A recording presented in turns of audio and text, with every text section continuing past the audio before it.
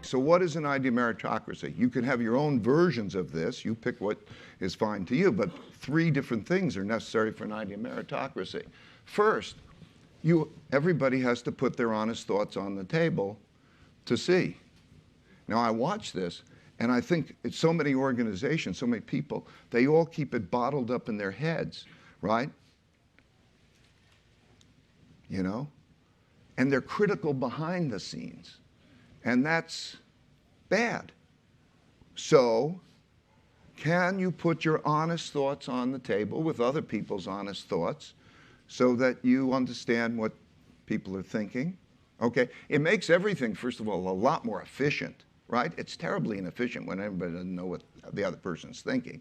And then also, it doesn't allow ownership. It can't be an idea meritocracy if you just don't work it through. Everybody's talking behind the scenes. We don't allow talking behind the scenes, but anybody can challenge anything at any time.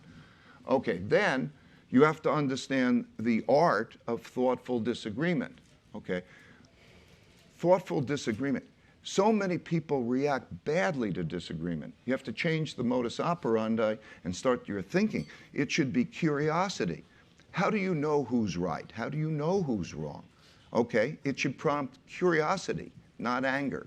It tends to produce some extent anger because it's like a barbaric animal behavior that what happens is the amygdala part of us has this flight or flight thing, and then it's viewed as an attack, you know, and you have to, that's not good. So there are protocols that we have that I won't go into now that I don't have time, but they're laid out in the book of how do you have the art of thoughtful disagreement to raise the probabilities. Because collectively, you're going to, if you have an idea meritocracy and you know how to do this well collectively, you're going to make much better decisions than individually. If you just are stuck with the information that's in your head and your opinions, that's terrible. I believe that one of the greatest tragedies of mankind, such an easy thing to fix, is the people who are stuck with wrong opinions in their heads that they don't put out there and stress test and say, and raise their probabilities of being right. So the art of thoughtful disagreement, you have to understand the art of thoughtful disagreement that brings in better thinking than you individually has and has a probability of moving you to a better answer than you would have individually. That requires a skill. And so then you have the disagreement. That collective decision-making is very powerful. It's done well.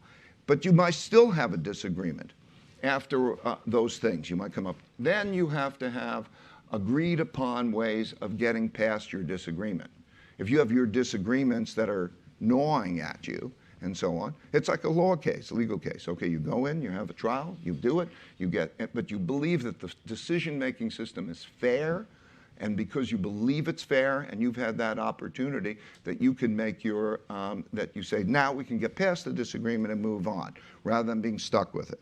So those are the 3 things that an idea meritocracy has to have, you know. And so if you think you want an idea meritocracy, you have to think about those 3 things.